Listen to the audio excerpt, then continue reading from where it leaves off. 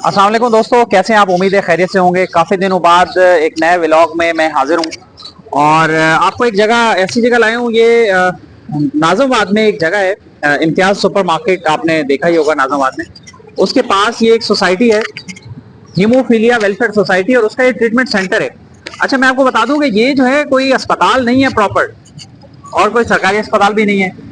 Haemophilia से मुतासरा जो खुद मरीज हैं वो और उनके खानदान जो हैं, उन्होंने मिलकर ये एक सेंटर बनाया है। और मैं आपको अंदर की पैदाइशी बीमारी होती है और मौरूसी बीमारी होती है, इसमें फैक्टर जो है वो नहीं होते जो खून को बाइंडिंग देते हैं, और उसके बाद ये खून बहना शुरू हो जाता है। इंटरनल भी एक्सटर्नल भी इसकी ब्लीडिंग होती है। तो आए मैं आपको दिखाऊंगा ये वसाइल ना होने के बावजूद भी ये कितना अजीम काम कर रहे हैं, और इसमें हम आप इनसे ताउन क्यों नहीं कर रहे हैं। हमें ताउन करना चाहिए, और हुकूमत क्या कर रही है आए मैं आपको दिखाता हूँ। आइए मेरे साथ अंदर। तो ये हम अंदर आ गए हैं। देखिए, ये रिसेप्शन है इसका, इस ट्रीटमेंट सेंटर का। यहाँ पे स्टाफ मौजूद है, और इस तरफ भी यहाँ पेशेंट और उनके अटेंडेंट्स हैं वो मौजूद रहते हैं। ये इसका ट्रीटमेंट सेंटर है, ये दिखाएं ट्रीटमेंट सेंटर। ये ट्रीटमेंट सेंटर है इसका, और यहाँ पे ये हीमोफीलिया की अवेयरनेस के लिए यहाँ पे इन्होंने पोस्टर लगाया हुआ है। आए अंदर चल। देखिए कि यहाँ पे कितना मरीजों का रश है। इस तरफ देखें, यहाँ पे मरीज हैं, इधर इस तरफ। और ये यहाँ पे रैक है, रिसेप्शन, मेडिसिन वगैरह यहाँ पे रखी हुई है। और इस तरफ दिखाएं, यहाँ पे भी देखें कितना रश है मरीजों का। आए मैं आपको आगे दिखाता हूँ कितने बेड लगे हुए हैं। सारे बेड फुल हैं, और एक बेड पे दो दो मरीज भी हैं। यहाँ पे सरकार की तरफ से भी कुछ नहीं दिया जा रहा। ये सेंटर जो है सिर्फ अपनी मदद आपके तहत चल रहा है। हम एक भाई से बात करते हैं, इनसे मालूम करते हैं। अस्सलाम वालेकुम जी, क्या नाम है आपका? शाहिद। अच्छा शाहिद साहब, ये बताइए कब से आप यहाँ आ रहे हैं सेंटर पे? 4 साल से। कहीं और क्यों नहीं जा रहे? सरकारी में क्यों नहीं जाते? तो सरकारी में है नहीं ट्रीटमेंट, तो कैसे जाए? कहीं भी नहीं है? कहीं भी आप नहीं। गए थे किसी सरकारी अस्पताल में? आगा खान से करवाते हैं टेस्ट, वो भी आपको पता कि टेस्ट कितने कॉस्टली पड़ते हैं, इसलिए यहाँ लाते हैं इनको। सरकारी में टेस्ट भी नहीं होता? कुछ भी नहीं होता, कोई चीज नहीं। हम एक और साहब से बात करते हैं। ये वालिदैन की तकलीफ है, ये तकलीफ कौन देखेगा, और इस तकलीफ को कौन बर्दाश्त करेगा, कौन ख्याल करेगा इसको? अस्सलाम वालेकुम, क्या नाम है आपका? जुनेद जी, जुनेद, मोहम्मद जुनेद। सरकारी अस्पताल में क्यों नहीं जाते? सरकारी में जवाब ही नहीं देते हैं। वहाँ बेड पे लिटा देंगे, कोई सिस्टर ना जवाब देगी ना कोई जवाब देगा, तो समझेंगे जैसे जानवर पड़े हैं। तो जवाब नहीं देते ना, मजबूरन इधर आना पड़ता है। और ये माशाल्लाह बेहतर है। यहाँ कितने पैसे खर्च होते हैं आपके? यहाँ तो कोई पैसे खर्च नहीं होते, कोई पैसे नहीं लेते यहाँ पे? नहीं। सब फ्री में इलाज होता है? फ्री में। तो ये देखें, ये हीमोफीलिया वेलफेयर सोसाइटी का सेंटर है जहाँ पर फ्री में इलाज होता है। और ये बहुत महंगा इलाज है, ये आम इलाज नहीं है। नजला, जुकाम, बुखार, खांसी, पेट में दर्द, कान में दर्द, ये वो वाला इलाज नहीं है। ये लाखों रुपए का इलाज है। एक बच्चे का इलाज के लिए जो है वो लाखों रुपए चाहिए। ये कैसे होगा, कैसे चलेगा? हुकूमत सिंध इस इलाज के लिए कुछ नहीं कर रही है, इस बीमारी के लिए कुछ नहीं कर रही है। सिर्फ 2-4 बच्चों को हेल्प कर देने से ये बीमारी खत्म तो नहीं होगी, ये इनका मसला हल तो नहीं होगा ना।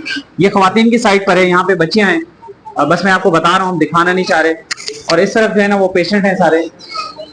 राहिल साहब यहाँ पे मौजूद हैं, इस सोसाइटी के जो रूहे रवा हैं, और इसके जो सीईओ हैं राहिल अहमद यहाँ मौजूद हैं। मैं कोशिश करता हूँ उनसे बात करें। अस्सलाम वालेकुम राहिल साहब, कैसे हैं आप? अल्लाह का शुक्र है। ये इतना रश है यहाँ पे, ये क्या अस्पताल फुल फ्लेज आपने शुरू कर रखा है? एक्चुअली जिस जगह पे खड़े हुए दुनिया की महंगी तरीन बीमारी है हीमोफीलिया, और इसके अंदर क्लासिफिकेशन है 13, जिसमें क्लॉटिंग फैक्टर कम होता है। तो ये दुनिया की एक ऐसी महंगी तरीन बीमारी है जिसमें डेवलप्ड कंट्री भी इसके अंदर परेशान है कि इसको डील कर सके।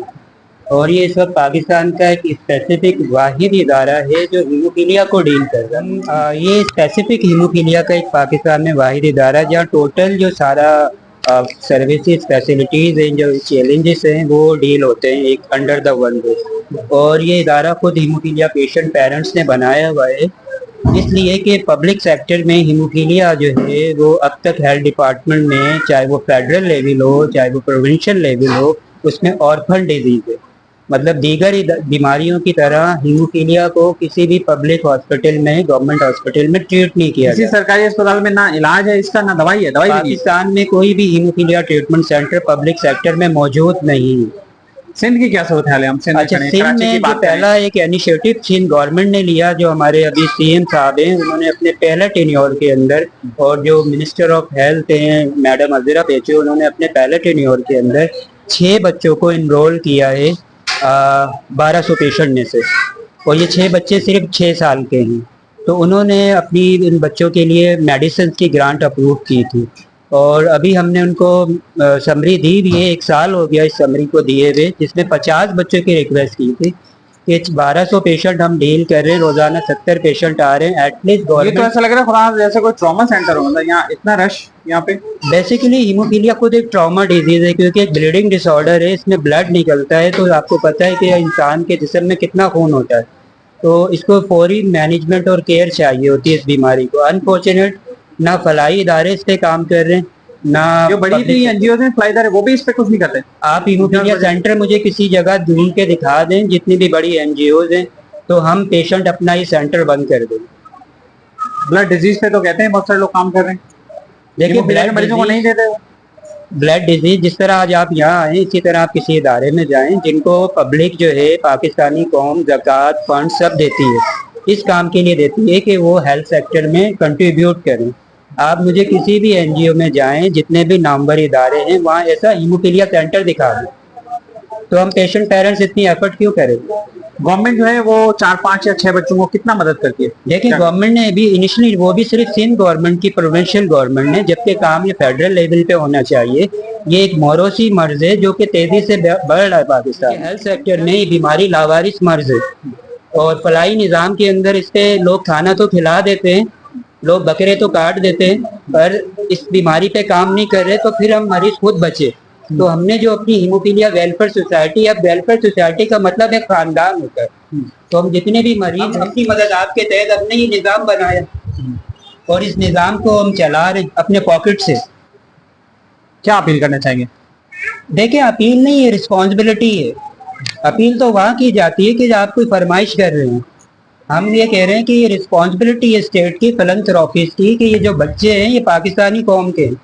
अगर आप जेपीएमसी में, सिविल हॉस्पिटल में डिपार्टमेंट जो है उसको बंद करके रखेंगे, हीमाटोलॉजी डिपार्टमेंट को, तो ये मरीज का यहाँ बिखरेंगे। सरकारी अस्पतालों के अंदर जिस तरह तमाम सहूलियात गवर्नमेंट फराम कर रही, चाहे प्रोविंशियल लेवल पे हो चाहे वो फेडरल लेवल पे हो, इनको बाकायदा पाकिस्तान के बजट में से पैसा दिया जाता है। तो ये हीमोफीलिया जो डिपार्टमेंट्स है उनको फंक्शनल क्यों नहीं करते? वहाँ पर ये मेडिसिन, डायग्नोसिस और ये सर्विसेज जो हम दे रहे हैं, ये इसको इंश्योर क्यों नहीं करते? क्या ऐसा मसला है कि हीमोफीलिया के साथ ये एक ऐसा मामला कर रहे हैं इस बीमारी के साथ, जबकि इसका नंबर पाकिस्तान में बढ़ रहा है, मौरूसी बीमारी। दूसरे इसके इम्पैक्ट ये आ रहे हैं कि जब इम्प्रॉपर ट्रीटमेंट पेशेंट्स को मिल रहे हैं यहाँ, तो वो इंतकाल कर रहे हैं, यहाँ शरह अमवात इजाफा हो रहा है। दूसरा ये कि 70 से 80% मेरे पास जितने पेशेंट रजिस्टर्ड हैं 1200 में से ज्वाइंट डिफॉर्मिटी का शिकार हो रहे हैं, माजूर हो रहे हैं। यहाँ तो क्या करना चाहिए? गवर्नमेंट को चाहिए कि इसका ट्रीटमेंट प्रोविजन पब्लिक सेक्टर में स्टार्ट करें, यहाँ तो पब्लिक प्राइवेट पार्टनरशिप करें हमारे साथ, क्योंकि हमारे साथ वर्ल्ड फेडरेशन ऑफ हीमोफीलिया भी काम करता है।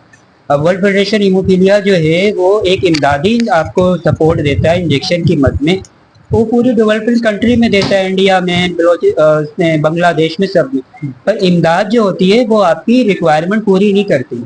अब वो ये कहते हैं WFH वाले कि आपकी गवर्नमेंट क्या कर रही है, हम तो आपको इमदाद में दे रहे हैं, 4 दें, 6, 8, 10 मरीजों का ट्रीटमेंट दें, पर आपकी जो रिस्पॉन्सिबिलिटी है गवर्नमेंट की या फिलैंथ्रोपिस्ट की, वो क्या कर रही है? जब हम इस एरिया में आते हैं तो फिलैंथ्रोपिस्ट जो हैं हमारे, वो उन इदारों को डोनेशन। बात क्या कहना चाहिए, क्या करना चाहिए?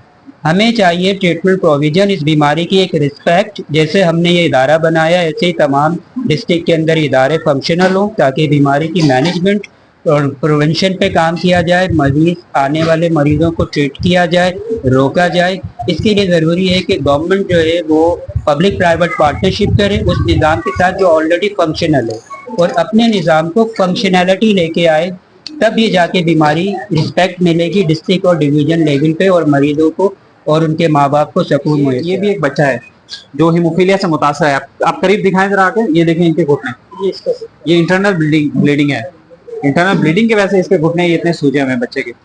और ये जो बच्चे इससे मुतासर हैं वो खेल कूद नहीं कर सकते, आपके बच्चों की तरह, हमारे बच्चों की तरह, नॉर्मल बच्चों की तरह वो खेल कूद नहीं कर सकते, बैट नहीं उठा सकते हैं, बॉल नहीं उठा सकते हैं, ग्राउंड में नहीं जा सकते हैं।